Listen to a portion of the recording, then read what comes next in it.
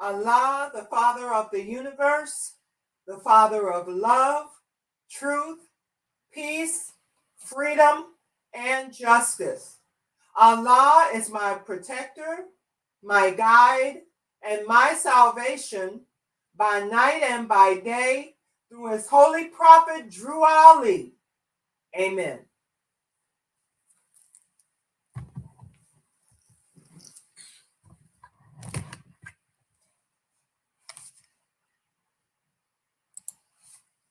Islam. Islam, I give praise to Allah and honor to his holy prophet, Noble Drew Ali. I give honor to all true and divine prophets of Allah, Jesus, Muhammad, Buddha, Confucius, etc. I give honor to the forerunner to the prophet, Brother Marcus Garvey. I give honor to all of the leaders of the Moorish Science Temple of America Incorporated, Brother C. Kirkman Bey, Brother F. Nelson Bey, Brother J. Blakely Bey, past Supreme Grand Advisors and moderators. I give honor to Brother R. Lovell, former Grand Sheikh and moderator of the Moorish Science Temple of America. I give honor to Brother R. Jones Bey, Grand Sheikh and moderator of the Moorish Science Temple of America Incorporated. I give honor to all of our national officials in their office and station, as well as our state and local officials in their office and station. I give honor to all of the members of the Moorish Science Temple of America. Islam, my brothers and sisters. I give honor to our visitors, those sympathizers, those who are seekers after truth, all those who think that their condition can be better. You have come to the right place. I give honor to all of our auxiliaries, to our divine ministers, to our Koran, Holy Koran, to our divine constitution and bylaws and additional laws, to our Moorish Allied Health Team, to everything that the prophet brought for the uplifting of fallen humanity. I'll now read the divine constitution and bylaws of the Moorish Science Temple of America, Salvation, our God, Unity. Act 1. The Grand Sheikh and the chairman of the Moorish Science Temple of America is empowered to make law and enforce laws with the assistance of the prophet and the grand body of the Moorish Science Temple of America. The assistant Grand Sheikh is to assist the Grand Sheikh in all affairs if he lives according to love, truth, peace, freedom, and justice, and it is known before the members of the Moorish Science Temple of America. Act 2. All meetings are to be opened and closed promptly according to the Circle 7 and love, truth, peace, freedom, and justice. Friday is our holy day of rest, because on a Friday the first man was formed in flesh, and on a Friday the first man departed out of flesh and ascended unto his Father God Allah. For that cause, Friday is the holy day for all Muslims all over the world. Act 3. Love, truth, peace, freedom, and justice must be proclaimed and practiced by all members of the Moorish Science Temple of America. No member is to put in danger or accuse falsely his brother or sister on any occasion at all that may harm his brother or sister, because Allah is love. Act 4. All members must preserve these holy and divine laws, and all members must obey the laws of the government, because by being a Moorish American, you are a part and parcel of the government and must live the life accordingly. Act 5. This organization of the Moorish Science Temple of America is not to cause any confusion or to overthrow the laws and constitution of the said government, but to obey hereby. Act 6. With us, all members must proclaim their nationality, and we are teaching our people their nationality and their divine creed, that they may know that they are a part and parcel of this said government, and know that they are not Negroes, colored folks, Black people, or Ethiopians, because these names were given to slaves by slaveholders in 1779 and lasted until 1865 during the time of slavery. But this is a new era of time now, And all men now must proclaim their free national name to be recognized by the government in which they live and the nations of the earth. This is the reason why Allah, the great God of the universe, ordained Noble Drew Ali, the prophet, to redeem his people from their sinful ways. The Moorish Americans are the descendants of the ancient Moabites whom inhabited the northwestern and southwestern shores of Africa. Act 7, all members must promptly attend their meetings and become a partner partial of all uplifting acts of the Moorish Science Temple of America. Members must pay their dues and keep in line with all necessities of the Moorish Science Temple of America. Then you are entitled to the name of faithful. Husband, you must support your wife and children. Wife, you must obey your husband and take care of your children and look after the duties of your household. Sons and daughters must obey father and mother and be industrious and become a part of the uplifting of fallen humanity. All Moorish Americans must keep their hearts and minds pure with love and their bodies clean with water. This divine covenant is from your holy prophet Noble Drew Ali through the guidance of his Father God Allah. Moorish American prayer. Allah, the Father of the universe, the Father of love, truth, peace, freedom, and justice. Allah is my protector, my guide, and my salvation by night and by day. Through his holy prophet, Drew Ali.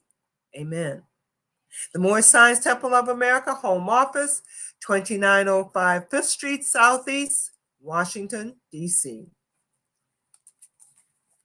I will now read the Questionnaire and Additional Laws for the Moorish Americans by the Prophet Noble Drew Ali, as found in Koran Questions for Moorish Americans.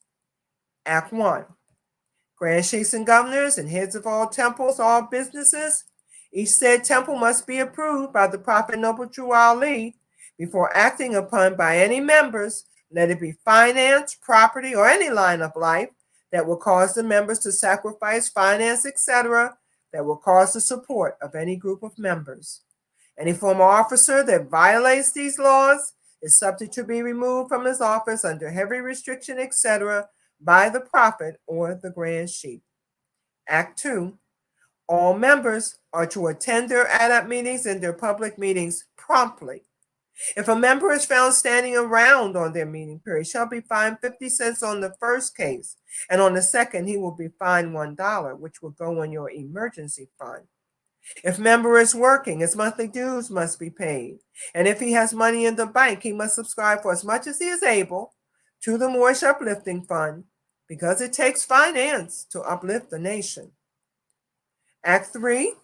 It is lawful and divine duty of every good member, if he is able in finance, to aid me in saving the nation. And if he does not, he is an enemy to the cause of uplifting his own people, and justice must catch you. Let it be he or she according to love, truth, peace, freedom, and justice, as I have the power invested in my hands, and I will have to enforce the law in order to save the nation. Act 4. All members, while making a public speech, must not use any assertion against the American flag or speak radical against the church or any member of any organized group, because we are to teach love, truth, peace, freedom, and justice. Act 5. All members must promptly attend their meetings and send their children to Sunday school. And the teacher must confirm himself to the questionnaire, and let every member exercise his 5 senses who is able to do so, because out from your Sunday school comes the guiders of the nation. Act 6. With us, all members must proclaim their nationality, and we are teaching our people their nationality and their divine creed, that they may know that they are a part and parcel of this said government, and know that they are not Negroes, colored folks, Black people, or Ethiopians, because these names were given to slaves by slaveholders in 1779 and lasted until 1865 during the time of slavery. But this is a new era of time now, and all men now must proclaim their free national name to be recognized by the government in which they live and the nations of the earth. This is the reason why Allah, the great God of the universe, ordained Noble Drew Ali, the prophet, to redeem his people from their sinful ways. The Moorish Americans are the descendants of the ancient Moabites who inhabited the northwestern and southwestern shores of Africa. Acts 7, all members must promptly attend their meetings and become a partner partial of all uplifting acts of the Moorish Science Temple. Members must pay their dues and keep in line with all necessities of the Moorish Science Temple. Then you are entitled to the name of faithful. Husband, you must support your wife and children. Wife, you must obey your husband and take care of your children and look after the duties of your household. Sons and daughters must obey father and mother and be industrious and become part of the uplifting of fallen humanity.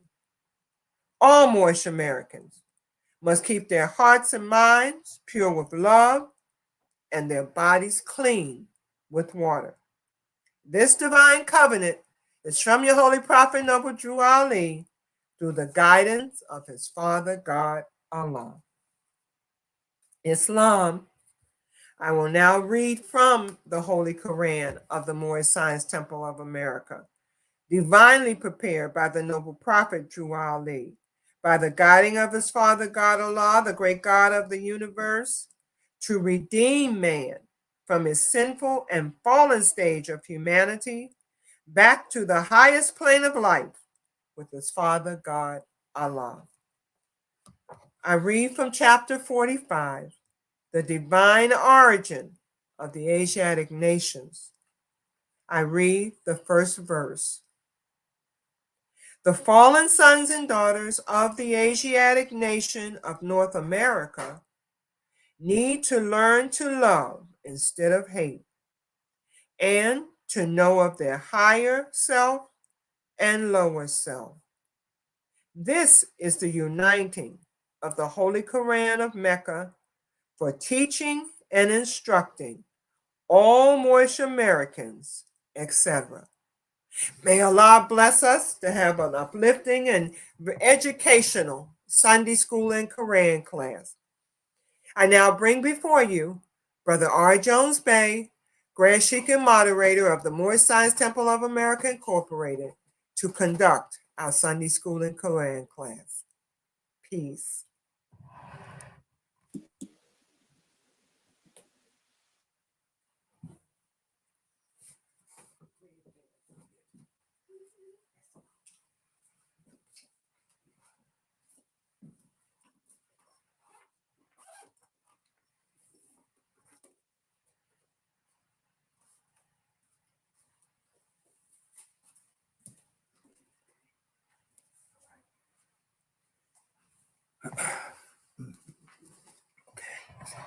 Islam.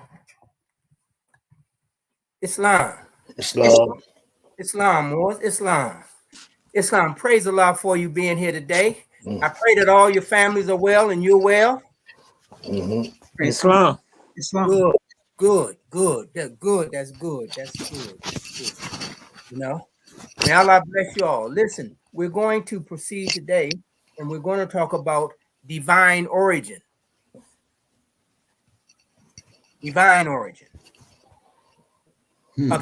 Of Asiatic nations.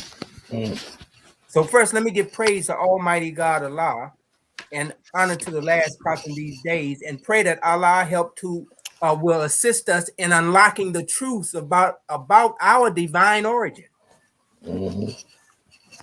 See, our truths are already dwelling in us. Now we're asking our Father, would you please help us so that we can unlock the door that prevents those truths from being made available to us? Because it's very significant to acknowledge the fact that we are of a divine origin. You know, so what does it? Let's start with the questionnaire. Who made you? Allah. Okay. Who is Allah? Allah Allah is the Father of the universe. Now, can we see him? No. No. Where's the nearest place we can meet him? In the In heart. the In the heart. heart. Tell me something. Why do you think it's pointed out to meet him in the heart? Sister Higgins, Sister Walker Hill.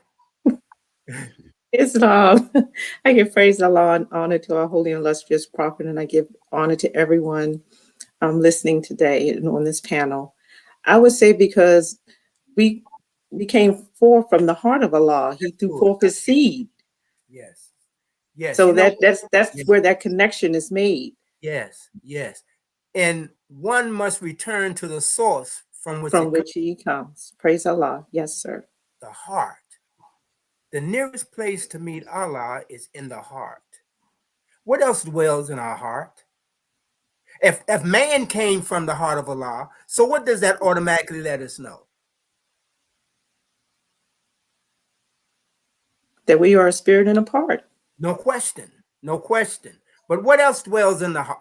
What else is dwelling in the heart? What dwells in our heart? Our intentions. No question. Our thoughts. Our thoughts. So as we are thoughts that come from the heart, that grow and develop, you know, we too have thoughts that come from our heart that grow and develop. Mm-hmm.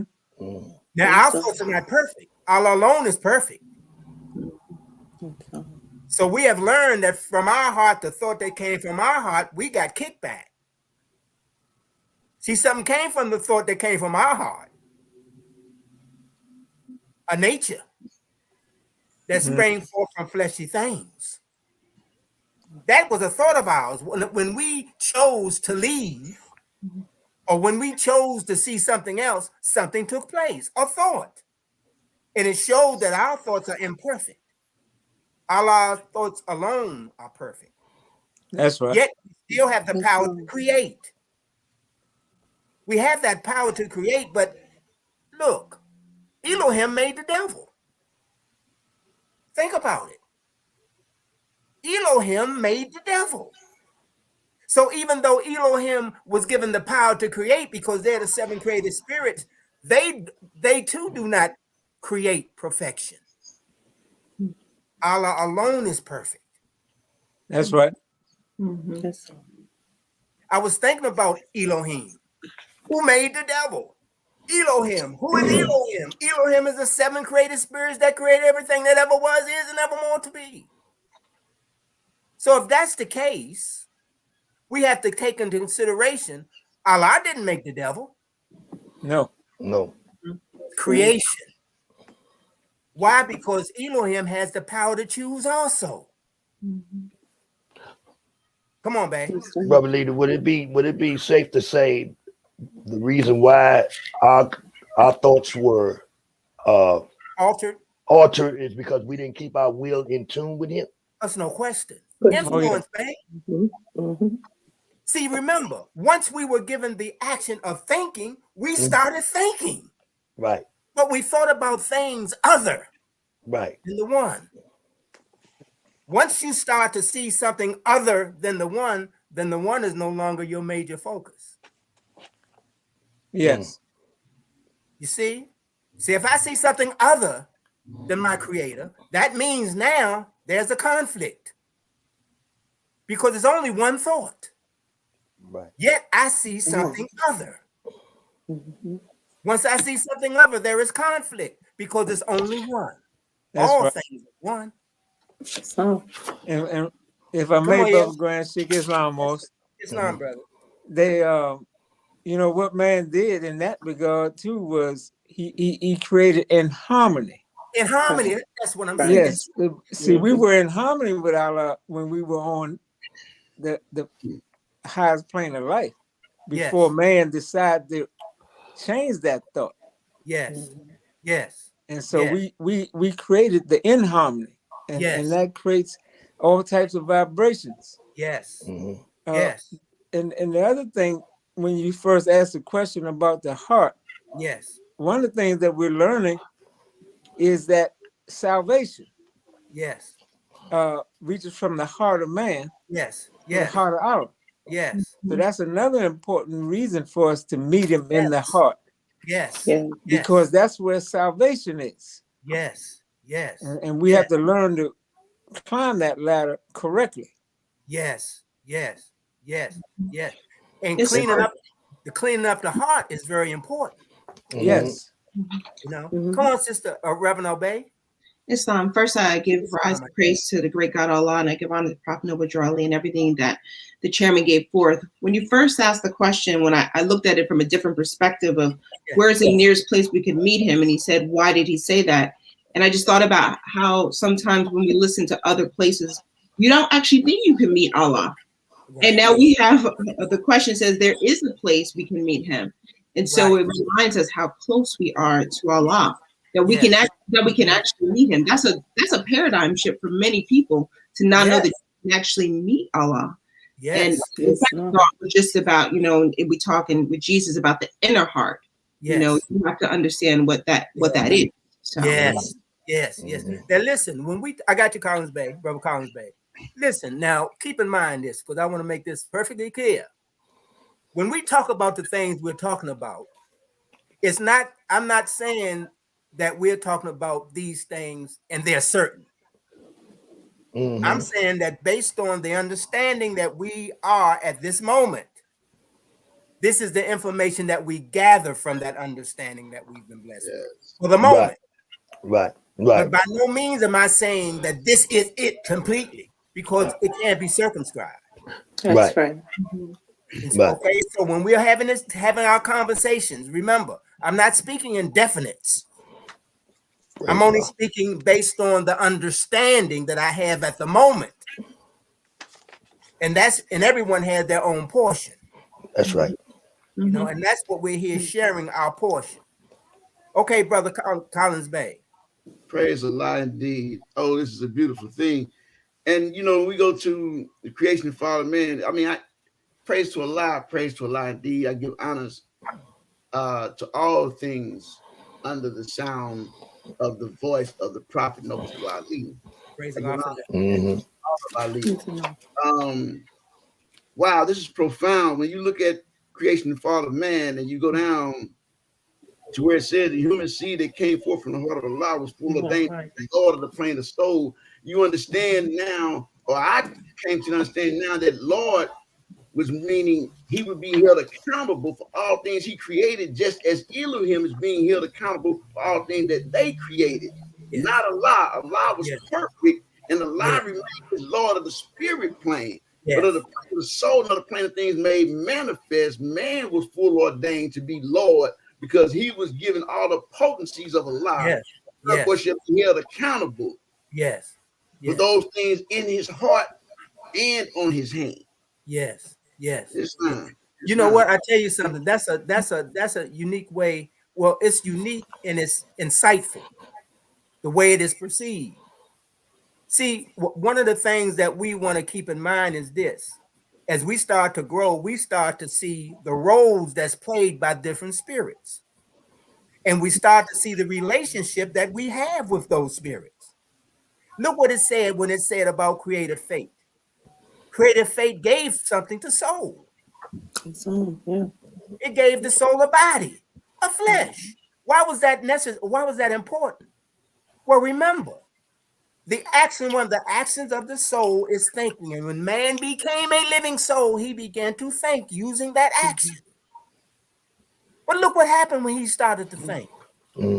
He saw something else. And in seeing something else, a condition was created for that something else to exist. It's not, see, that's right. And that's why the prophet, that's why Allah ordained it, that the prophet see fit, that the prophet make it a law, that we keep our hearts and minds pure with love. Yes, more. Pure water. Yes, he broke the law because he knew if it was left up to our own will, we would wander and continue to be various and wavering. Of course. See, the prophet is taking us back. That's why we got to go back. We can't go forward, because if we go forward, we go into the lower realms of the plane of things manifest. That's right. He has The to take murky us back ethers. so we can remember. Yes.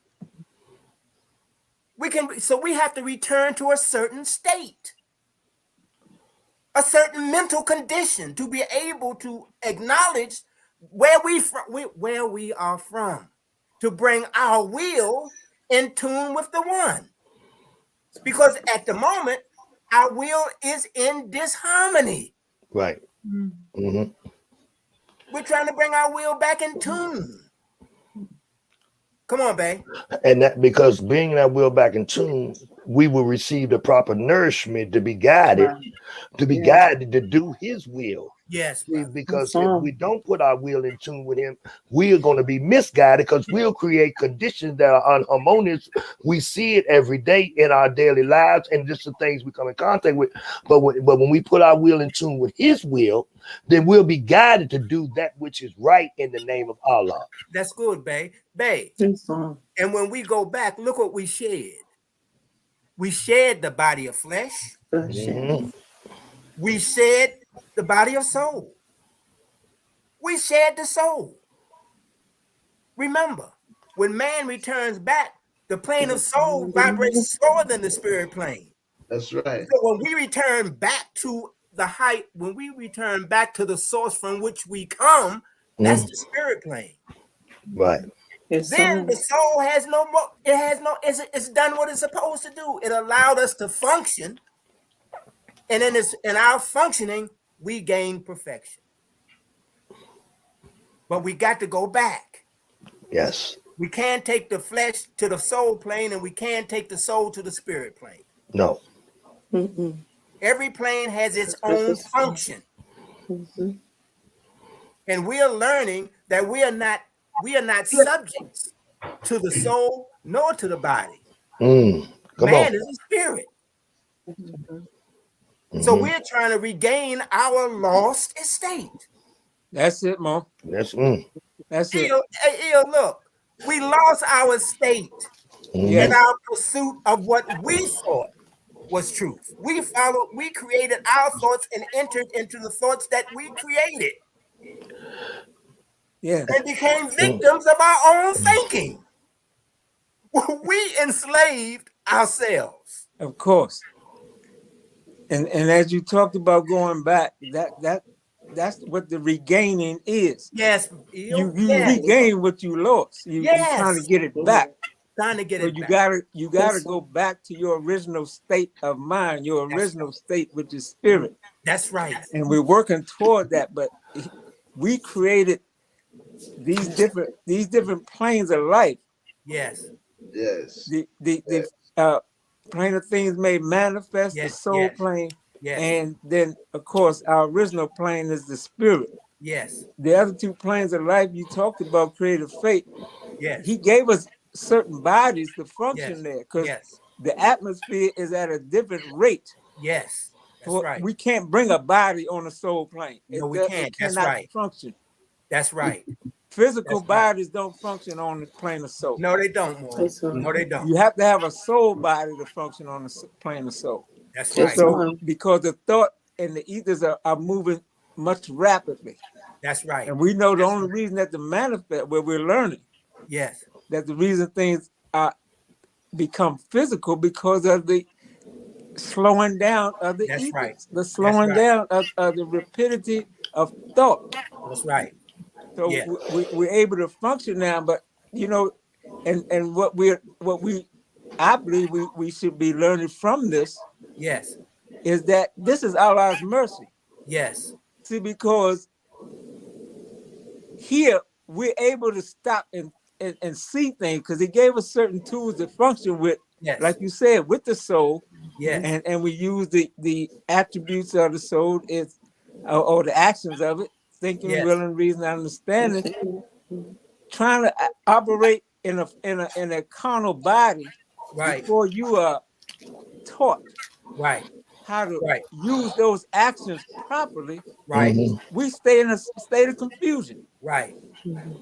This is so important for us to learn how to use those soul actions, how to get the spirit to be nourished, and how to have the spirit command the soul to do those things necessary for us to regain our lost estate. Yes. This is the Yes. journey that we're on, and it's Allah's mercy to put us in this where we created it. Yes. But His mercy was to give us the tools to function while we're here. Yes. He said He Yes. armed us with resolution, so we got to use those things to resolve this problem that we created for ourselves. That's right. To create, and that's a blessing and mercy of Allah, not to put us and say, you left, get back on your own. On your own, ain't that the truth? We would never make it. No.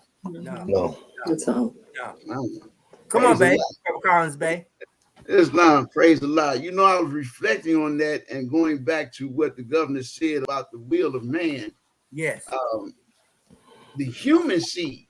Yes. You know what I'm saying? Talking about the human nature. You obeying the will of man, you obeying the human seed, the human nature. Whereas if you stayed in tune with the will of Allah, you obeying your divine seed, your divine nature, your true essence. Okay, all right.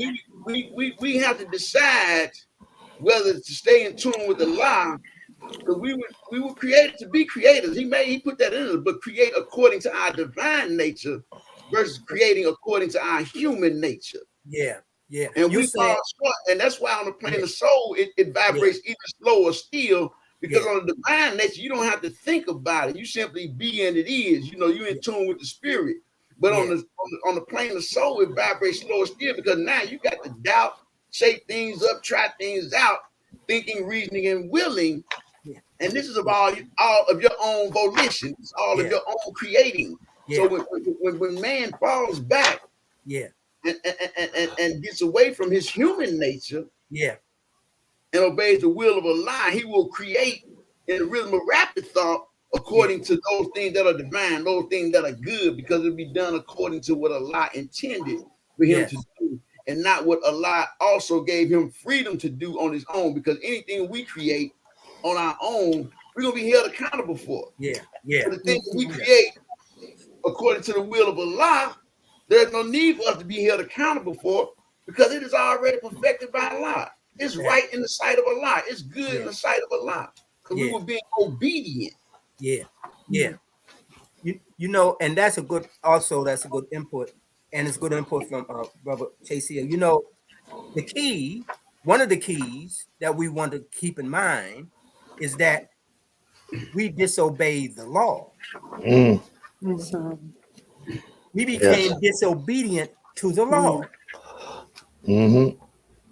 See, we could have come to earth and still been in harmony with Allah if we hadn't chosen to gratify our lower self. Once we chose to gratify our lower self, that's all. You've chosen something other than your creator. We've also chose to go against the law that governs all events. And what we started to experience were events that was a result that came from disobedience. So even though the soul was given this body, the soul became enslaved. Once the soul became enslaved, we became enslaved, because we are a living soul. So that means the only way back is that we have to return to a certain state by choice. Yes. Willingly. Willingly. Yes. We have to willingly choose to do it, because Allah could make us if he wanted to. But what parent will make their child be obedient? The child must learn to be obedient on his own. That's the key word you just said. What's the purpose of giving the child a free will? What's the purpose of having the ability to choose if we're going to be made to do something? That's right. That's right. And you use the key term when you said learn. Yeah. See, we have to learn in order for us to unfold. Yes. That's right. The unfolding comes through how we're learning these divine instructions and then applying them to our life. Applying them. Yes. Applying. Yes. Because you could give a child something, but will they learn how to use the tool just because you gave it to them? That's right. That's right. That's right. They have to learn to drive the car. Just That's because you right. buy them a car don't mean that they can drive it. That's right. That's right. That's And right, experience. Mhm. And Yep, that experience is a teacher. That's yeah, right. it's experience, reason and experience. That's Yeah. right. Mhm. That's right. That's right. Come on, Mhm. babe. You know, one of the thoughts keep coming to my mind, brother leader, is that we must not take for granted. We must accept that we are spirits. Yes. See, it's one thing in saying you're a spirit, but for so long we have functioned not knowing we is a spirit. Yeah. And we got to remind ourselves that we got first as the beauty of what who we really are, because for so long we have functioned as being the body. Right. But if we don't remind ourselves that we are spirits, we can easily just continue to function the way we've been functioning for the last so many years, not knowing that we're really missing the true mark of what we're made of. Yeah. Because I mean, and I'm just something I think about, you know, and the more you remind yourself, first you got to accept it. Yeah. You got to accept it. You are what you are, but do you accept that you are a spirit? Yeah. You're not the body or the soul. You're a spirit. Yeah. Mhm. Yeah. Do you see the beauty in seeing that you are a spirit? Yeah. Yeah. Do you understand the genuine makeup of you as a person? Because then you will learn how to, the more you call on that spirit, the more that spirit will be there to assist you, because you're waking that spirit up. You're bringing that spirit back out. You're waking that spirit up to allow it to function, to let it to go, let it function and express itself. But for a long time, even when sometimes it came up, we pushed it down because it wasn't what we wanted to hear. Yeah. Yeah. So I think that in the process of this transition, we can't take for granted that we have accepted that we are a spirit. Yeah. Yeah. Yeah. Yeah. Yeah. That's a good thought. Come on, Sister Reverend Obey and Sister Walker Eel. I'm gonna yell at Sister Walker Hill was first. Go ahead, sis. All right, Sister Walker Eel. Okay, Islam. And just in listening to everyone's comments, you know, the prophet gave us everything it takes to save a nation. He told us to take it and save ourselves. So he's given us all the tools that we need. Yes. You know, he's told us about the actions of the soul. Yes. He told us to establish principles of actions unto ourselves. Yes, that's right. You know, he's given us tools to use in the workshop of the mind so we can gain some control over ourselves.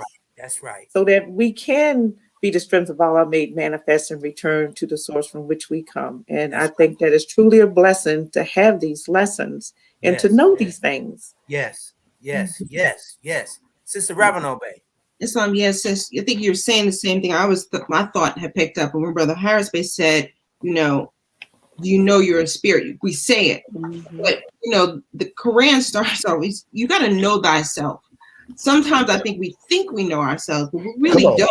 You know, because you got to keep unfeeling, and even though when you think well, the Prophet said it, go back and study yourself again, because we may think we're a spirit, but what does that really mean? What does it really mean? That's what does it really mean?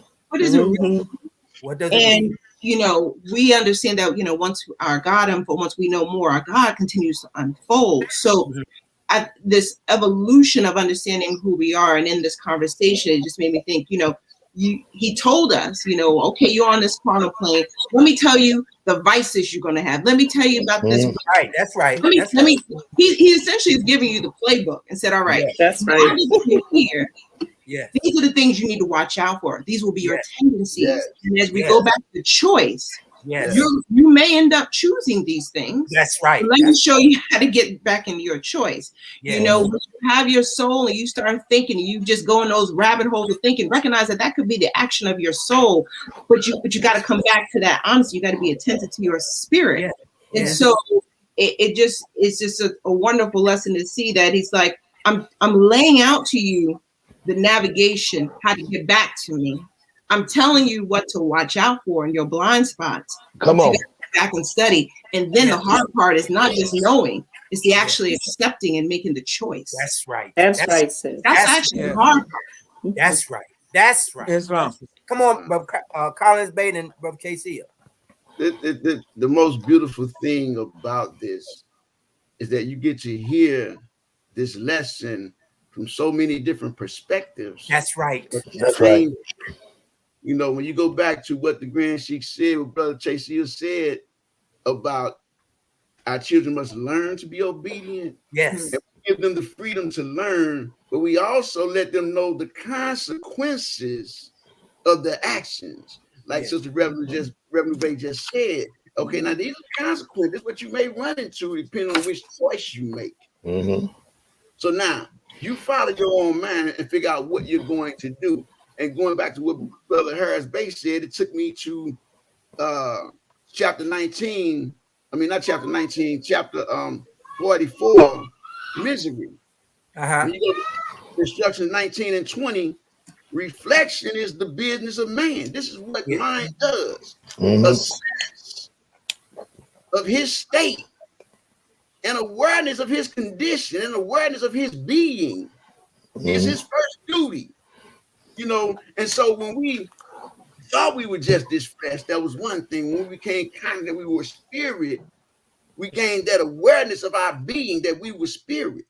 Right. You know, and so when you go down to 20, man foreseeth the evil that is to come because he's been taught these things. Like we say, we gave them the freedom to choose, but we also taught them these are the consequences, and here are the examples of those consequences. People before you that went this way. Yeah. The various consequences that they encountered or rewards, the bounty that they encountered, it's still consequence. Yes. You know, it's all laid out for you. And the Holy Koran of the Most High of America, the prophet so well prepared, gives us all of these scenarios. Right. What That's we encounter, what the consequence of our actions can be if we do right or wrong. You know, and it says, consider that the thought of affliction woundeth deeper than the affliction itself.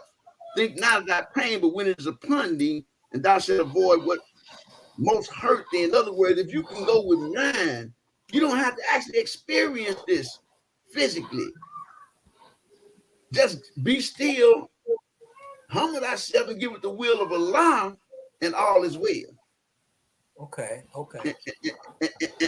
And all is well. Because we spend a lot of time thinking about it, but you spend so much time thinking about it, even though you know it's going to be hurtful, even though you know it's going to be painful, you have to experience it now because you want to know if your thoughts are right. Yeah. And you've been forewarned that they're wrong. Yeah. Okay. Now remember while we're talking, got your ear. Remember while we're talking, we don't want to discount the fact that the physical manifestation plays a major part in our development. Yes. Correct. There are parts of this on this plane of things made manifest. There are things that contribute to our growing into perfection. Yes. Especially when we use our experiences according to the law. Because the law gives us the education. The understanding comes from Allah. The understanding comes from Allah. The understanding about the law. There's only one law. There's only one understanding. True. There's levels and degrees of understanding, but in all actuality, when we return to the one, it's only one understanding. And we are coming in accord with that oneness. Come on, Neil. That's wrong. And, you know, and gathering, connecting to those thoughts that just been put out, is to me, is the operative word for us is learn. And in order for us to accept something, we got to learn it. In order for he teaches us that it's not in possession, but knowing to use it. That's right. Now, you know to use a thing because you learn how to use it. Yes. We have to continue to learn these lessons. And you talked about it's not just, as part of it is physical. And remember what he says in this regard, which is thought that come to my mind, in terms of learning and physical. He said men comprehend the inner life by what they see and do. Those are physical things that we're talking about right there. In order for us to start to comprehend. comprehension is part of the learning process from the things that we see, do, experience, and as we go through. Because remember, we have both an earthly and a divine salvation. That's right. That's The right. earthly part is the physical part that we must go through to reinforce our faith by us experiencing and going through certain ways of life that we can see the result being of a higher nature Yes. when we're doing it in tune with the will of Allah. Yes. When we have learned the law that governs all events, we're learning these laws and how they impact our lives. And when we do these things, he said obedience to his precepts is happiness to thyself. So when we obey the law, we physically can see the result of his goodness manifesting for us and in us. Yes. So it's important as we go through these lessons, and that's what, just like it instructs us, obedience to thy children, that we have to teach. In order for us to teach and be effective, they have to learn. Yes. So learning is the operative for us, and he talks about it in the Koran pretty much throughout, that fallen sons and daughters of the Asiatic nation need to learn to love instead of hate. So we have to learn to love by practicing love. That's by experiencing love. We need to be reciprocal, both giving and accepting when it's being bestowed upon us. And so he's teaching us things, and those things that he's teaching us, we're learning. Just like our nationality in our divine constitution and bylaws, he said we are teaching our people their nationality and divine creed. And our people must learn it so then they can accept it. We're not going to accept things we don't learn. Your acceptance comes through what you have experienced, what you've gone through, what you've reasoned, what you have seen the results of by your practice. Yes, that's good. Yes. Now keep in mind this, while we never remember, the theme is the divine origin of the Asiatic nations. And he's saying that for a reason. When he talks about the divine origin of the Asiatic nations has been innately given the understanding about divinity, earthly and divine. There's only one group that has been confined to just earthly. He identifies the divine origin of the Asiatic nations for a reason. Their ability to perceive the existence of God, spirit. Spirit. All nations that are of a divine origin can perceive divinity, because that's the source from which they come. So yes, we're talking about spirit, but it's something in us that attracts. Once we hear spirit, it attracts something in us. Right. We can identify. There are many nations who can't identify with spirit because all they know is earthly. That's why he's letting us know divine origin, and then he gives you names. He lets you know who they are. Every nation that is of a divine origin, I can accept, is named in that Holy Koran. Yes. Their names. You just said something earlier. You said truth is but one. It's but one. It's but one. You know, he's teaching us in the Koran and in the Questionnaire. Yes. The mothers and fathers of the human family. Yes. Asiatic, the mother. Yes. We gotta connect all that together. Yeah, and that's what we are attempting to do, to make the connections. And Brother Leader, if I may, he said, and he let us be known, but man will regain his lost estate, his heritage. Yes. But sometimes when we think about a heritage, we only see it from a physical perspective. That's right. But our heritage is of a spiritual nature. That's right. That's right. Because our heritage is the source in which we come from. Yes. And that's what connects us to that divine origin, because that's our heritage. Yes. Yes. See, yes. sometimes when we think of these words he used, we only can, and I'm learning this as I traveled sometimes, is that I got to be careful what mindset I'm in when I think of these words, because every word he speaks is spirit. Yes. Yes. Yes. Yes. And sometimes we got to go beyond the physical of the word and go and try to look at the word from a spiritual perspective, so we could, because he's talking to the spirit. That's right. Hey, babe. Go ahead. And you know what, babe? You said something. I don't know if you recognize, but you know what you bought something. You called something forward. Do you know why it's so important to know about the divine origin? Do you know why? What does what?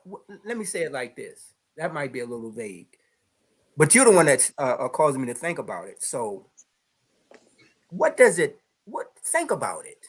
What is allowed to take place when one is of a divine origin? When one is connected to divine origin, what is allowed to take place?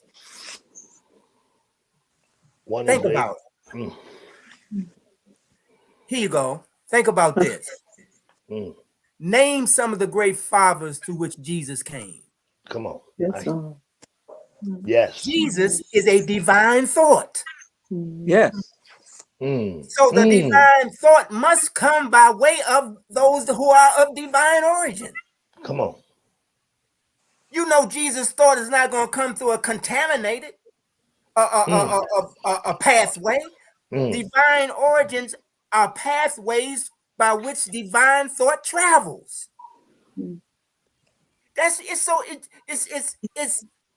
It's when you think about it, you see the oneness in what we're talking about. And you know what, Brother Leader, as you brought that up, when you look at the names that he connected to this divine origin, prophets came from these people. No question. Yes. It's no question. Prophets came from these origins, these people. Prophet came from these races of people. Yeah, Mo, no question. When you said that, excuse me, I mean. Well, you said it initially. You know that I heard, and I heard you, huh? I was going to say, or if I may, go ahead, Mo. In connection with that thought, remember also he's teaching us, and this is directly connected to divinity. Yes. He says, we as a clean and pure nation. I hear you, Mo. I hear you, Mo. Divinity is connected to cleanliness and purity. Yes, man. That's right. He's trying to get us to understand who we are. That's right. And why we cannot. That's right. And have no desire. And have no desire. No desire.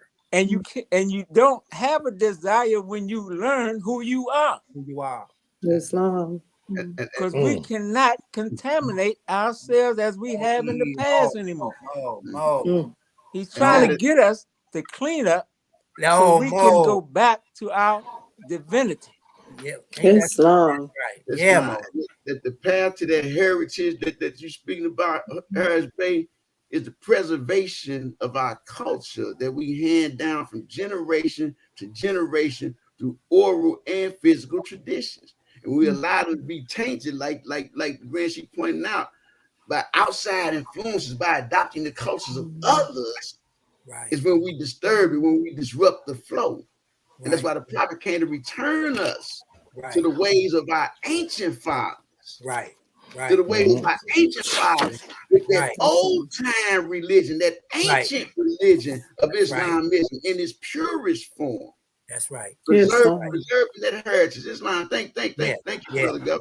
And you know what, Brother Leader, I was just thinking about something. I wanted to share this with you too. Is that's why it's so important that we stay connected to him to be guided, so that we won't be influenced and misguided in this journey. Because he said something. He said something in the Koran. He said, "Yea, and he's talking about spirit man must suffer trials, temptations, manifold.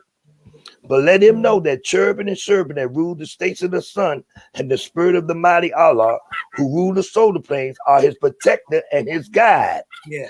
And they will lead to victory. Yes. Yes. They will lead to victory. And we stay in tune to that, we will be guided to be able to travel through this medium that we created and be able to be one with him as we travel. But without guidance, without guidance, we were subject to be predators. We were subject to be the word is, and I would say, the word is, we'll be a prey of our own creation. It's no question. Of being misguided. It's no question. It's no question. It's no question. And remember, he gives us a warning that's very important. Prefer not the stranger.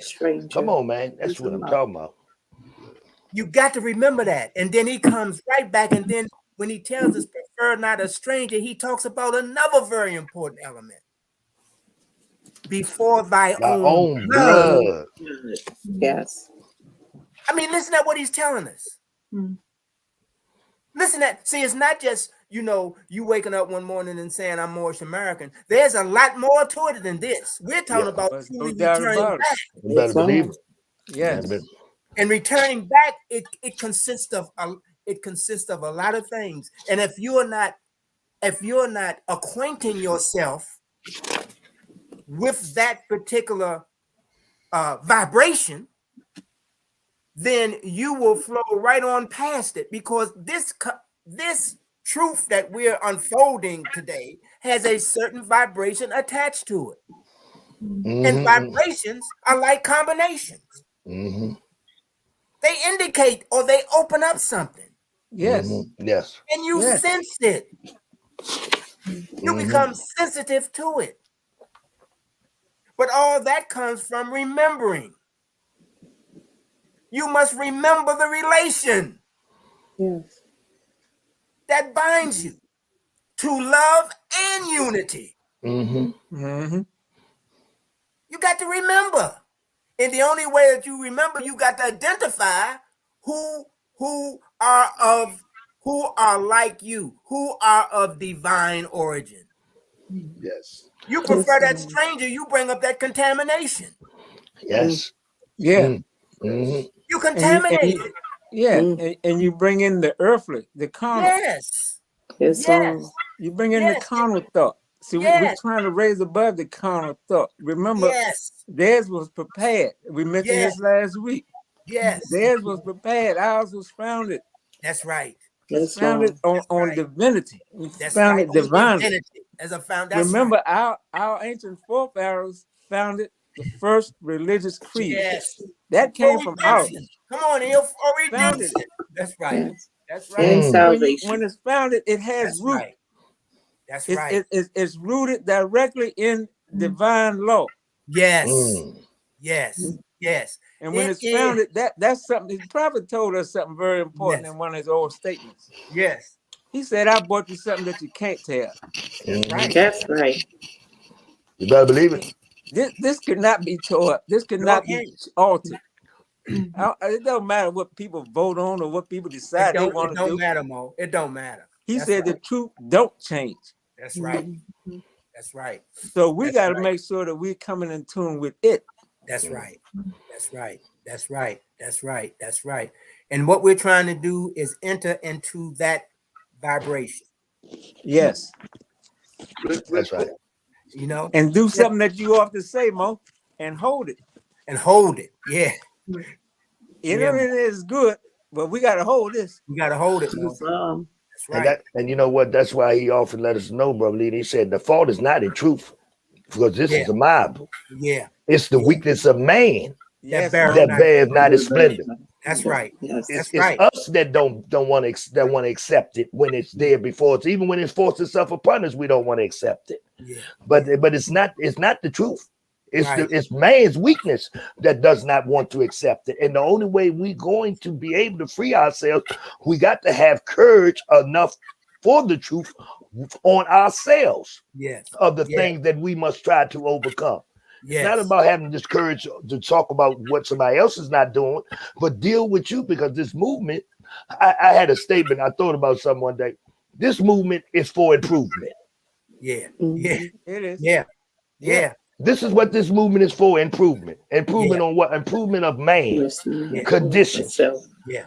So, I mean, and I thought came to me and said, you know what? This movement is for improvement. That's good. That's right.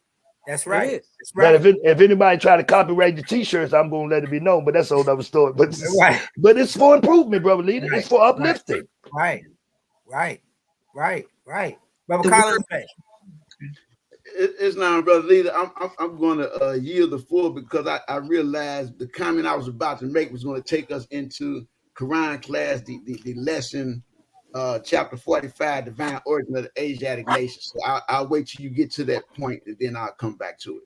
Okay, well, hold that thought. And what we'll do, let's go down the page. Let's finish the first page of the questionnaire. Praise the Lord.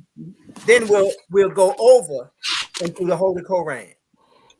Okay, but let's finish the first page. Who is Noble Juali? He is a lost prophet. What is a prophet?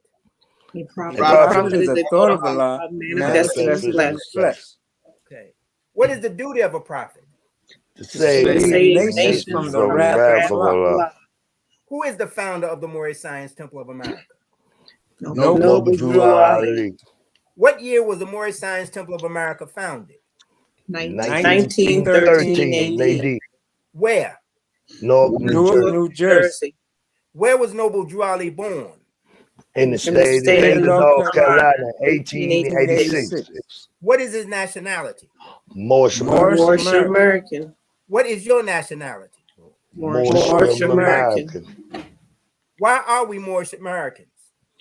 Because we are descendants of Moroccans born in America. For what purpose was the Moorish Science Temple of America founded? For the uplifting of all of humanity. Now, here's something else I want to point out. It just told us on the plane of things made manifest, a thought is born. A thought is born. Our thoughts are born on this plane. Where was Noble Juali born? Noble Juali is a thought of Allah manifested in the flesh. That simply says thoughts are born on this plane. That's why he said it was born in the state of North Carolina. The state of North Carolina is a condition, a physical condition, where a thought was born. So we can create conditions, and our thoughts can be born in those conditions based on the way, and the type of thought is based on the way we're thinking. We bring into existence, we manifest. Remember, the prophet, a thought of Allah manifested. Well, remember, our thoughts can manifest too once they're born. Yes, and we must be conscious, as much as we can be conscious, of what we are bringing into the state of manifestation. We gotta be careful what we give form to. Because see, you bring that thought out, you give form to that thought. That thought is a living thing. And when it starts, and then when it's born, the type of thought, whatever type of thought that you allow to be born, you must keep in mind of what it breeds. Yes, because once it's born, it starts breeding. And what it breeds will manifest. Because this is the plane of things made manifest. So I'm saying, as we start to even go into the questionnaire, there are thoughts that's going to start to surface now. We may not have thought about this in the past, but there are thoughts that's going to start to the surface now, or be made that's going to be made visible to us. That whereas we can comprehend them, because as we grow, things unfold. See, we got to understand, and then we go into the Koran. We got to pay more attention to the thoughts that we allow to come into this state, to come into this state of manifestation. Yes. We got to pay attention because we're bringing things into existence. That's it. Brother Lee, And we contribute to this other madness that's already out there if we're not careful. Every time we think a slanderous thought, it goes into the pool of slander that's already thought about by those who are thinking slanderous ways. Yes, Lord. We're contributing to that. We're putting something in the pot. Every time we say a lie or we say something, we're contributing to what's already out there. That's right. So we're making a contribution to it too. And whatever it breeds. So therefore, as we start to be released, as we start to gain control of our ability to think, gain control of her, and we start guiding her properly, we can make some contributions that won't bring about inharmony, but can bring about harmony. That's it, Mo. That's our job. That's our job. The purpose of the movement. Yes. That's right. Put those things out there that will uplift. Yes, brother. And it's all a thought. We got he said the principles have to be carried out. Yes. Well, the unconscious don't have principle or they not carrying them out. Yes. It's supposed to be those who are being taught to be principled. Being taught to practice principles. Being taught to raise those principles and be protected by those principles. That's right. We have to practice that in order to save this world from further destruction. That's right. That's right. That's right. Okay, look, we're going to the divine instructions from the Holy Prophet. And I thank Brother Collins Bay for holding this thought. And so we're going to enter into this area and see what has been revealed to him to reveal to us based on the chapter 45, the divine origin of the Asiatic nations. Here we go. The fallen sons and daughters of the Asiatic nation of North America need to learn to love instead of hate and to know of their higher self and lower self. This is the uniting of the Holy Koran of Mecca for teaching and instructing all Moorish Americans, etc. The key of civilization was and is in the hands of the Asiatic nations, the Moorish, who were the ancient Moabites, and the founders of the holy city of Mecca. Okay, Brother Collins, baby, I'm going to yield to you because you I'm sure you have something to contribute. Islam, praise the Lord. Thank you, Brother Grand Sheik. Yes, as we were speaking earlier, I was led to once again look up the word civilization. Yes. And it brought back to mind what the grand governor had spoke about, what he was teaching us about our state, our condition.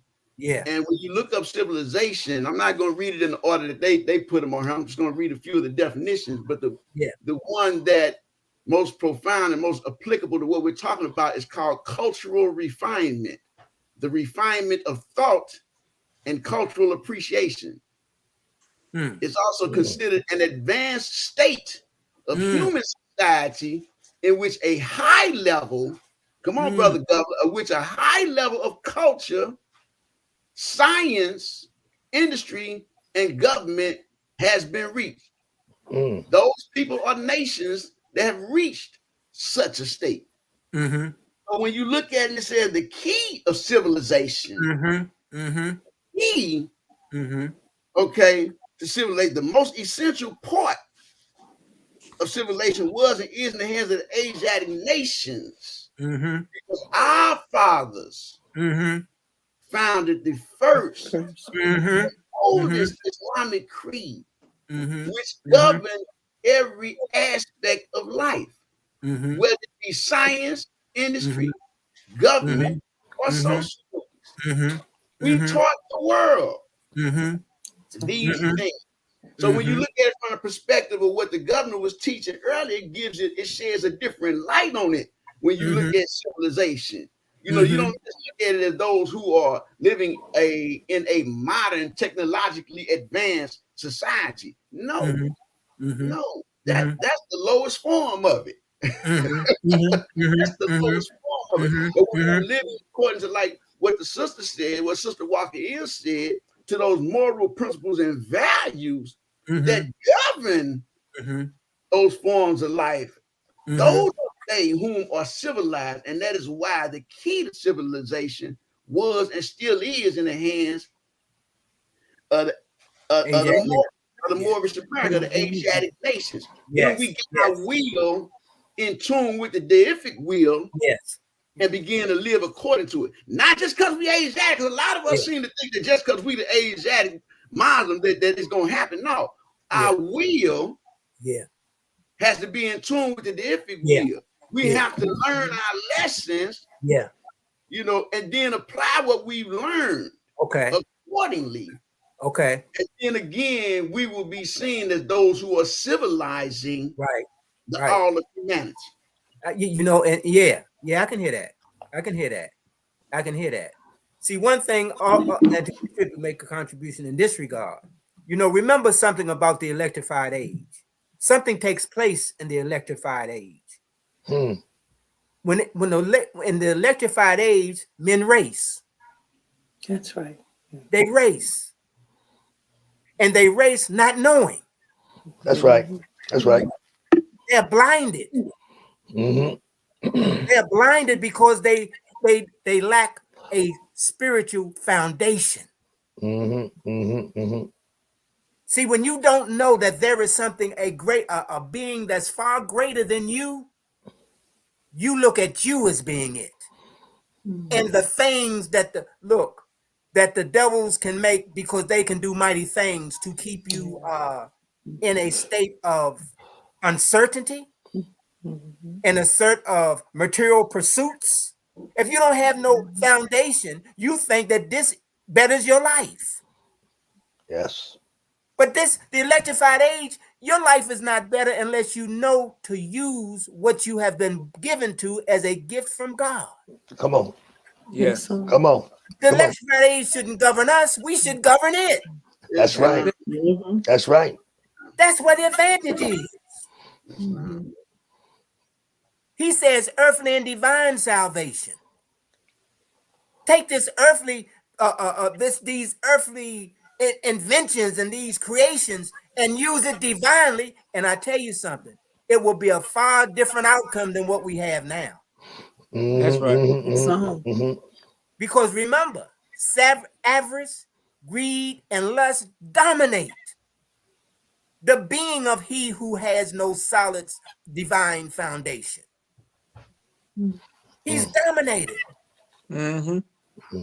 by selfishness, avarice, greed, and lust. Yes. Come on, my dear. It's you know, when the brother was talking about that sentence actually came out to me a bit around the key of civilization. What a civilization is, and even using with technology, it's something that can be used. Right? But how you use it is a different question. Right. The part that my thought was going to is the key of it. The civilization was and is. That's right. So from my perspective, it didn't say it's being even used to its highest potential. That's right. But there's it just shifts the thought of, wait a minute, you want to change the civilization, you want to bring it up to a higher frequency. The key of that civilization was and is in the hands of the Asiatic nations. Right. Now, the question is the Asiatic nations, what are they doing to help better the key of civilization? That's different. But it makes you think about, wow, we can go back into our heritage and our past and our culture to see some of the beauties and the benefits of what has happened to civilization in the past. What would happen when parts of these Asiatic nations will discover had running water before people even thought about running water and bathing and all these things. And, you know, it's about the civilization is refinement of the life that you're in here, you know, bringing it up. But you got to be divinely connected to even understand what you can even do or use. Because it doesn't even, we're a vehicle of it. We're not, we're just a vehicle of it. That's right. Look what happened. Remember, when we made the choice we made, we went backwards. So that means everything that hadn't been done from the spiritual perspective or from the divine perspective was undone. Because we regressed. And the more we got away from the source from which we came, and that source also provided us with the thoughts that was required to even be able to found a holy city. Praise the Yes, Lord. Lord. That's right. That's right. So when we start regressing, the knowledge of even being able to construct a holy city, it was lost to us. Mhm. The That's right. truth, the secrets were lost to us. That's right. And those who did hold them, they held them back until they were given the authority Mhm. to allow us to experience those keys again. Yes, Lord. Best things in the hands of a fool may be turned Well, to his Yes. destruction. You Instruction. can see it. and Islam, and that's right, Mo, because I just went to the front of the Koran with what Yes. you just talking about. Yes. He said he loosened the keys, Yes. Yes. you Yes. know, in the appointed time. Yes. And so Yes. there was and is, because they were here before, Yes. like you're saying, Yes. and we still have them. Yes. But these keys are the secrets, Yes. the secret lessons. These secret Yes. lessons. These Yes. some of the keys are these. He said, from the secrets of Allah, let man Yes. learn wisdom. Wisdom. Yes. So we have keys, and they are in our hands. We are Yes. being taught now, as the was stated earlier, how we can apply them, use them, even with the electrifying age, the technology, and all that. Yes. It Yes. still has to have with it divine guidance. Yes. Yes. Yes. It has That's to right. have divine guidance. Yes. We can have Yes. all the technology in the world, all the resources, but we have to have divine guidance for us to apply it properly, to utilize it properly and for the right purpose, That's right, Mo. That's right. That's to right, Mo. improve society. That's right. That's right. That's right. Mhm. Come on, babe. Yes, you know what, too, brother leader. Something that I was thinking about. Praise be to Allah and honor to the prophet.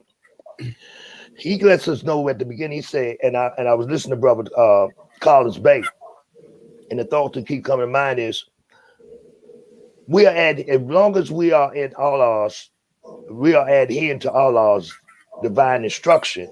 Yes. There's no limit to what we can do. Right. There's no limit.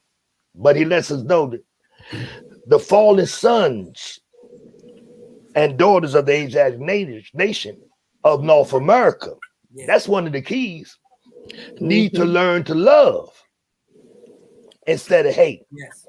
And it's something very important that I jumped out to me was it say, and to know of their higher self and their lower self. Yes. Because those two, knowing of your higher self and your lower self, will allow you to be able to distinguish the truth from the falsehood. Yes.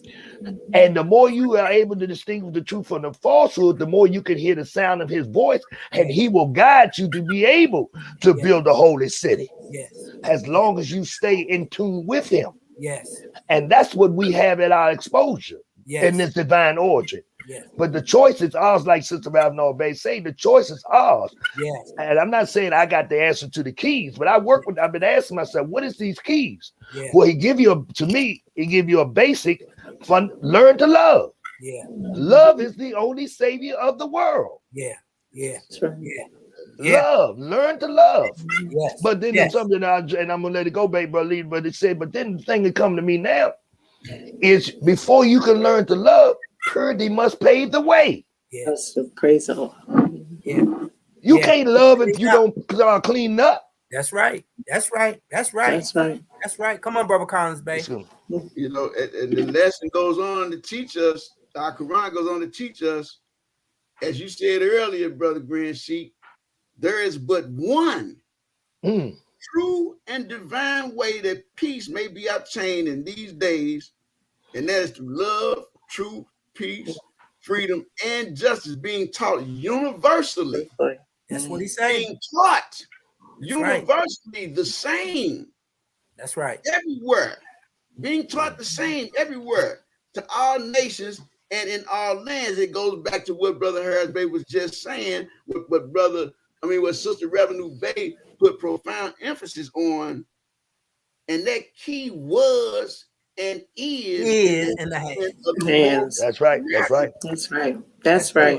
That's right. When we learn to love instead of hate and become examples of the benefits of learning to love instead of hate, we can go out and slay the beast once again. Yes, yes. Because then we will be empowered to teach it everywhere. Yeah. From this singular perspective. Yes. Love, truth, peace, freedom, and justice. Yes, yes, yes. Come on, sis.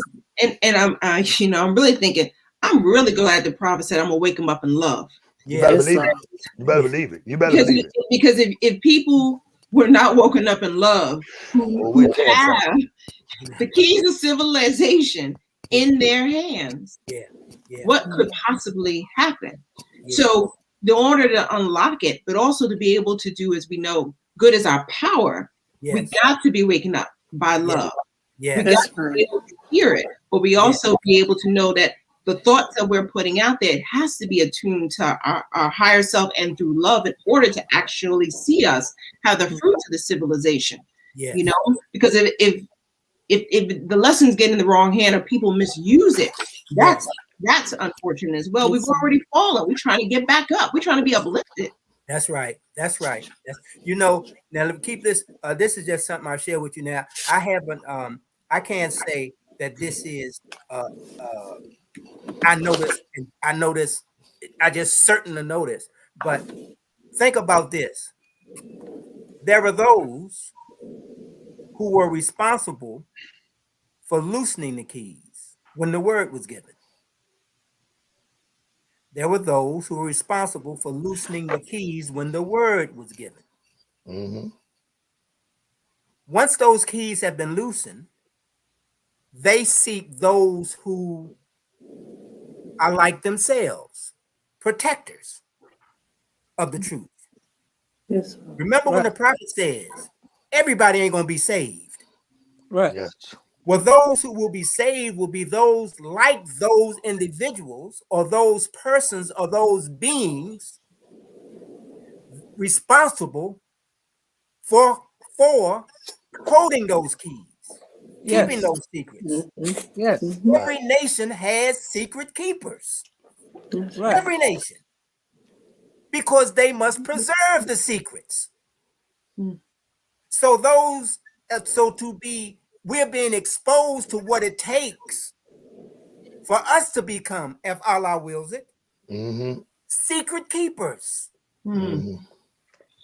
Well, that's correct, but remember, even in the warning, he teaches us that we must protect the prophet and the temple, and in the Constitution, he said we must preserve. That's what he says. That's divine teaching. That's right. Part of the keeping of the secret. You preserve them by us holding dear to them. That's keeping them in our hearts. Remember, even in the front of this Koran that you were referring to, he said these lessons are for all those that love Jesus. That's what he said. That's right. We just because people say his name. That's right. Just because people go and say and practice certain things in his name. Yes. That don't mean they love him. Yes, that's right. We're learning how to love him. And desire to know of his life, works, and teachings. That's right. All of that goes together, and that's what we're practicing right now. Yes. Yes. And through our practice, we learn how to preserve it. Yes, that's right. Because the preservation comes through us actually manifesting these divine instructions. That's right. That's right. By us living the life, being the message that we bring. That's right.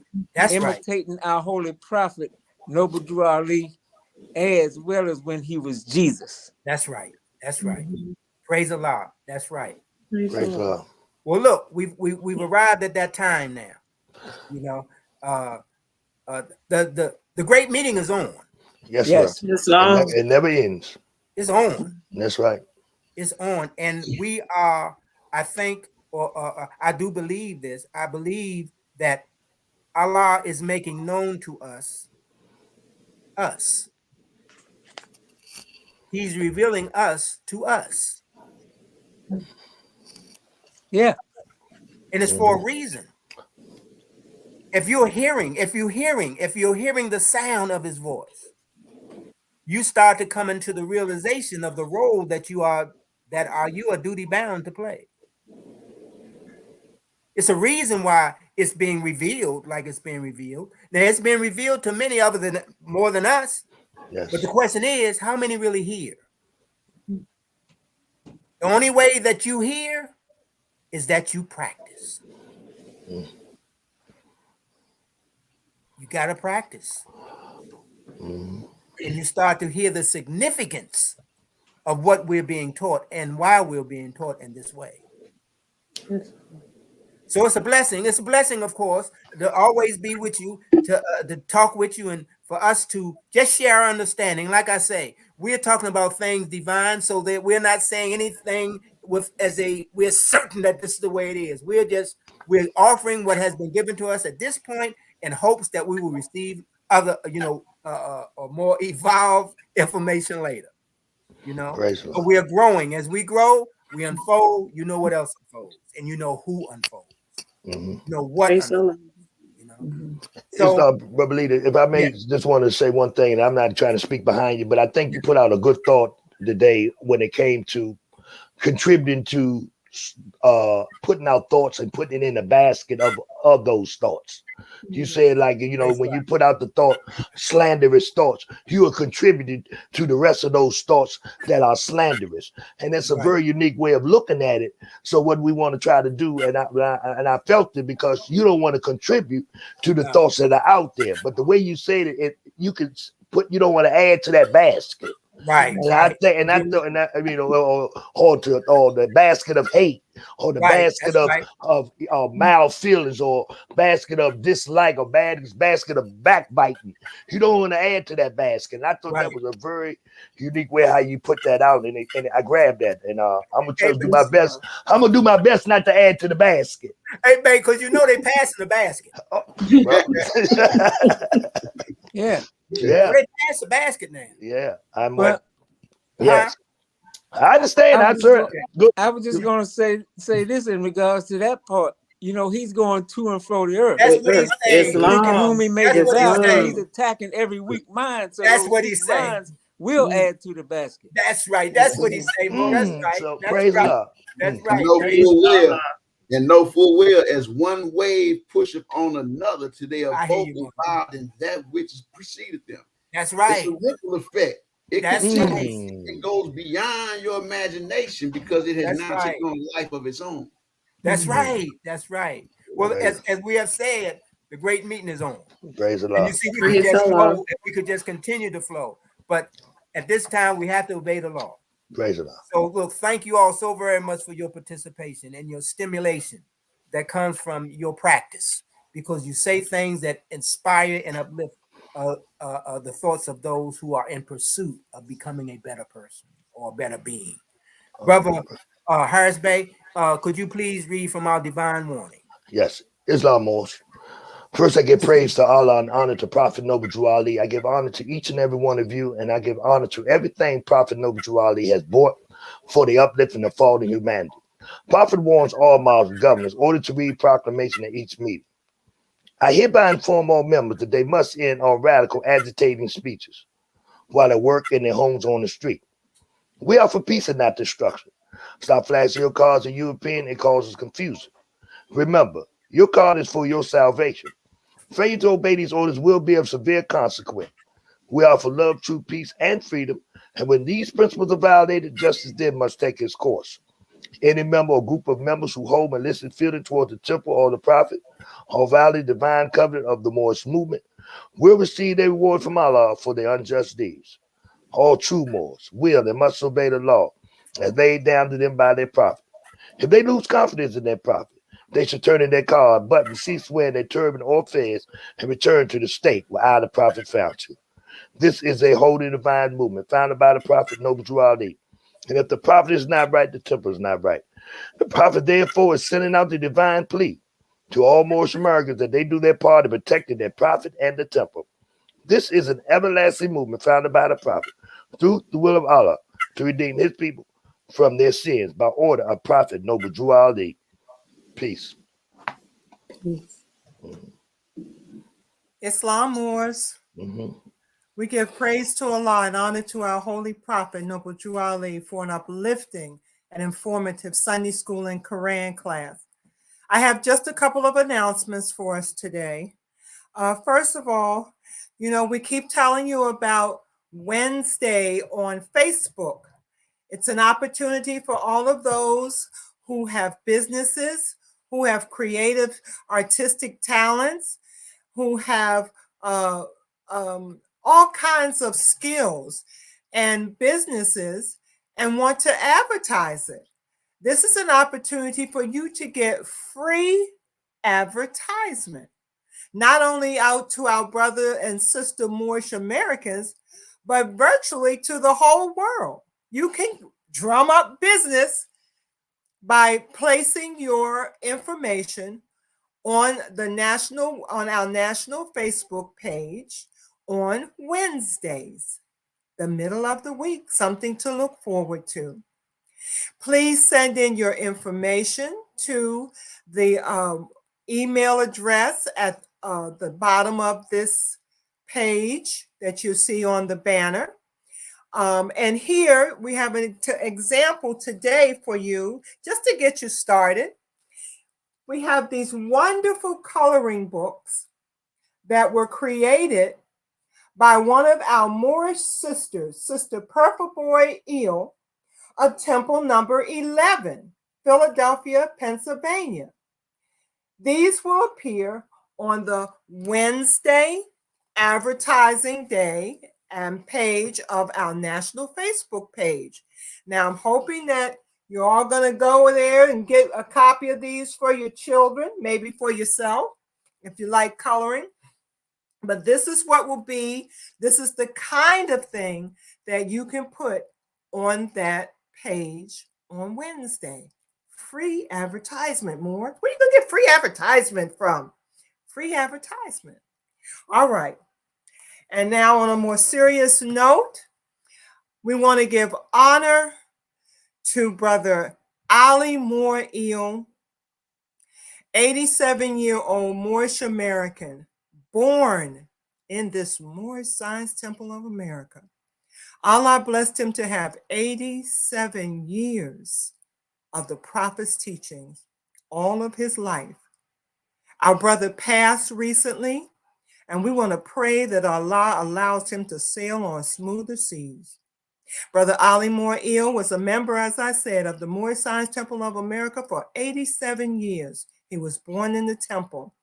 He was a member of Temple number 28 in Glassboro, New Jersey for over 40 years, where he also served as Grand Governor for the state of New Jersey. May Allah bless him. And with that, I say, stay on the path. We won't have to worry about the wrath. Hold a good thought. Keep Allah and the Prophet out front. Learn to love instead of hate. How do we learn to love instead of hate? By applying these holy and divine instructions that the Prophet, Noble Drew Ali, has brought us. Peace. Peace. Allah, the Father of the universe, the Father of love, truth, peace, freedom, and justice. Allah is my protector, my guide, and my salvation, by night and by day, through his holy prophet, Drew Ali. Amen.